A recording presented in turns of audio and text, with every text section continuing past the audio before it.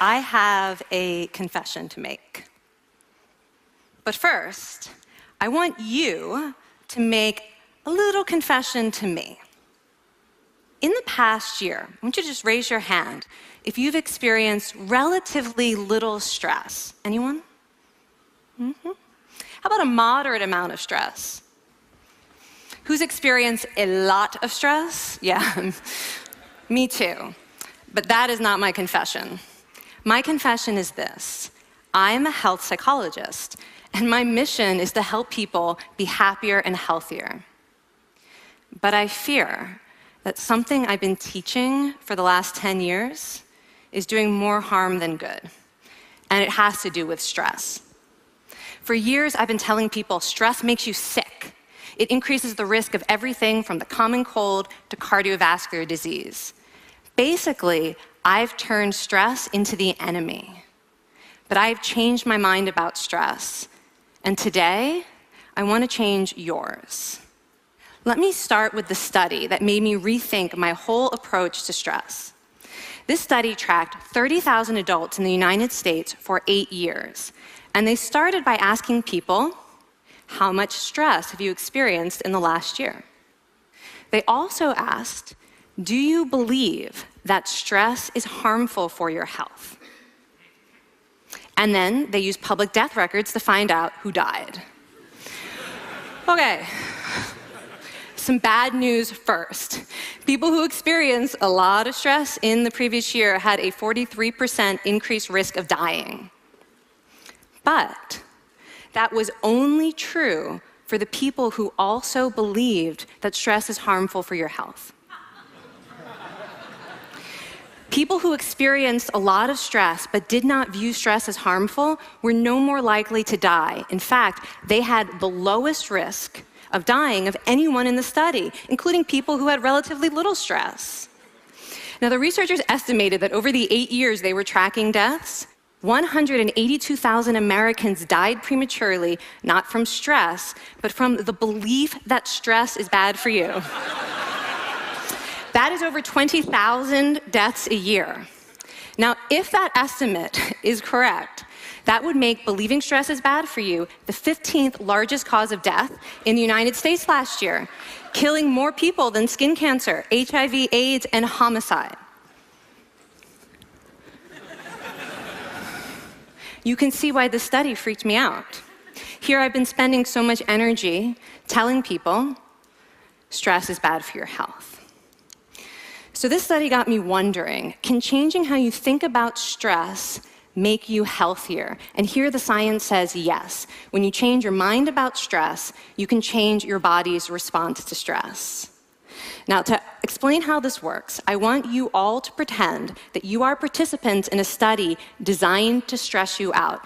It's called the social stress test. You come into the laboratory, and you're told you have to give a 5-minute impromptu speech on your personal weaknesses to a panel of expert evaluators sitting right in front of you. And to make sure you feel the pressure, there are bright lights and a camera in your face, kind of like this.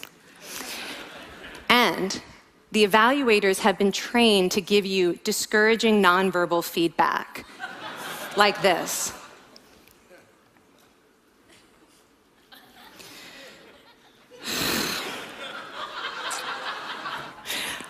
Now that you're sufficiently demoralized, time for part 2, a math test. And unbeknownst to you, the experimenter has been trained to harass you during it. Now, we're gonna all do this together. It's gonna be fun, for me. Okay. I want you all to count backwards from 996 in increments of 7. You're gonna do this out loud as fast as you can, starting with 996. Go. Go faster. Faster, please. You're going too slow. Stop, stop, stop, stop. That guy made a mistake. We're gonna have to start all over again. You're not very good at this, are you? Okay, so you get the idea. Now, if you were actually in this study, you'd probably be a little stressed out. Your heart might be pounding, you might be breathing faster, maybe breaking out into a sweat. And normally, we interpret these physical changes as anxiety or signs that we aren't coping very well with the pressure. But what if you viewed them instead as signs that your body was energized, was preparing you to meet this challenge? Now, that is exactly what participants were told in a study conducted at Harvard University. Before they went through the social stress test, they were taught to rethink their stress response as helpful.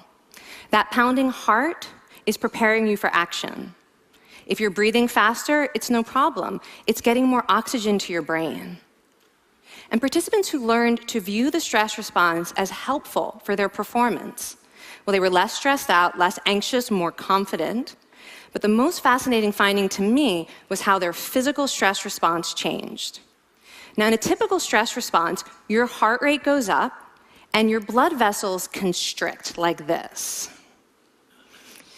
And this is one of the reasons that chronic stress is sometimes associated with cardiovascular disease. It's not really healthy to be in this state all the time. But in the study, when participants viewed their stress response as helpful, their blood vessels stayed relaxed like this. Their heart was still pounding, but this is a much healthier cardiovascular profile. It actually looks a lot like what happens in moments of joy and courage. Over a lifetime of stressful experiences, this one biological change could be the difference between a stress-induced heart attack at age 50 and living well into your 90s. And this is really what the new science of stress reveals, that how you think about stress matters. So my goal as a health psychologist has changed. I no longer want to get rid of your stress. I want to make you better at stress. And we just did a little intervention. If you raised your hand and said you'd had a lot of stress in the last year, we could have saved your life. Because hopefully the next time your heart is pounding from stress, you're going to remember this talk, and you're going to think to yourself, this is my body helping me rise to this challenge. And when you view stress in that way, your body believes you, and your stress response becomes healthier. Now, I said I have over a decade of demonizing stress to redeem myself from. So we are going to do one more intervention. I want to tell you about one of the most underappreciated aspects of the stress response. And the idea is this: stress makes you social. To understand this side of stress, we need to talk about a hormone, oxytocin. And I know oxytocin has already gotten as much hype as a hormone can get.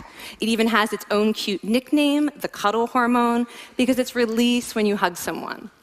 But this is a very small part of what oxytocin is involved in.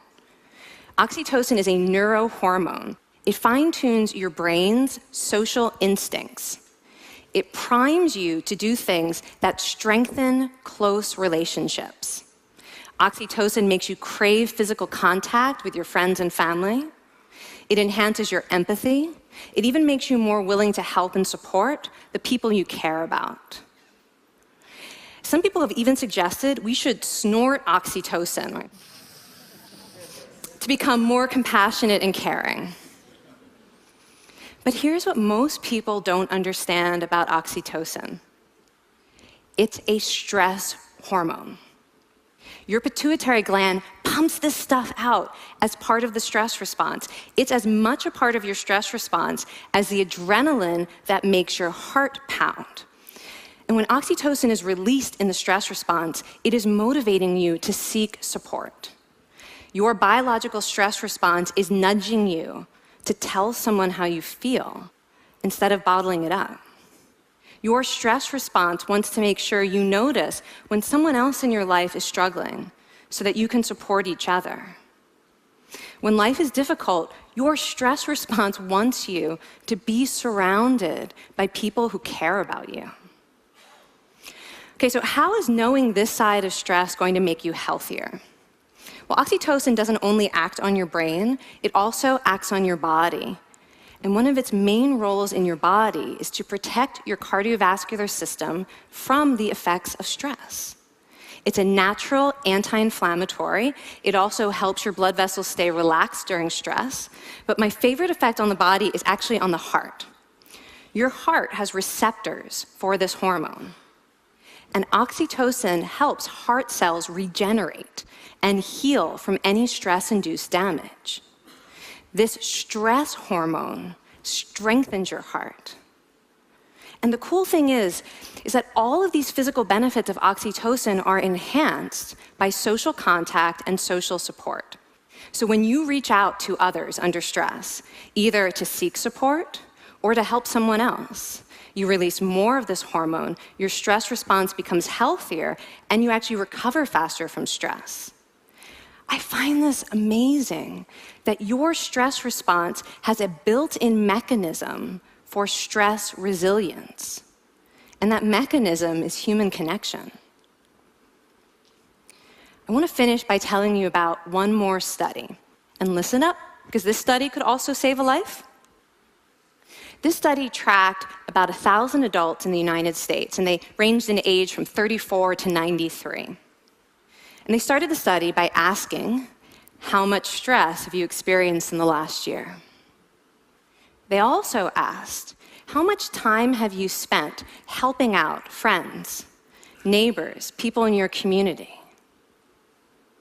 And then they used public records for the next 5 years to find out who died. Okay, so the bad news first. For every major stressful life experience, like financial difficulties or family crisis, that increased the risk of dying by 30%. But, and I hope you are expecting a but by now, but that wasn't true for everyone. People who spent time caring for others showed absolutely no stress-related increase in dying, 0. Caring created resilience. And so we see once again that the harmful effects of stress on your health are not inevitable. How you think and how you act can transform your experience of stress.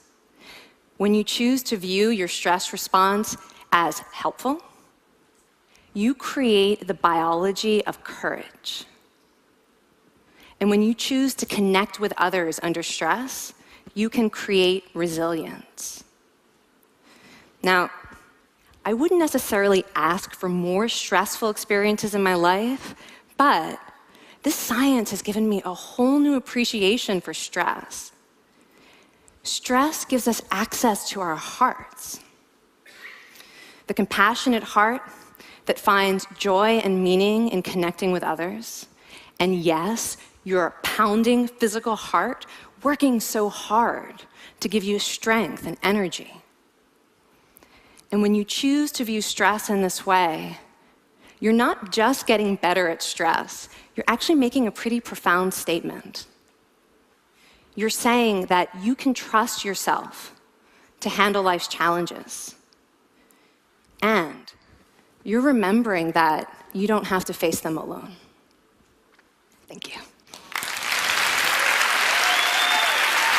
Thank you.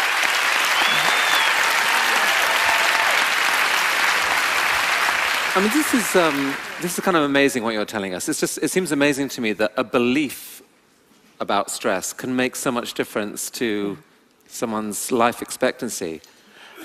How would that extend to advice? Like if someone's making a lifestyle choice between, say, a stressful job and a non-stressful job, does it matter that which way they go, that it's equally wise to go for the stressful job so long as you believe that you can handle it in some sense? Yeah, and one thing we know for certain is that chasing meaning is better for your health than trying to avoid discomfort. And so I would say that's really the best way to make decisions, is go after what it is that creates meaning in your life and then trust yourself to handle the stress that follows. Thank you so much, Kelly. Thank you. It's really cool.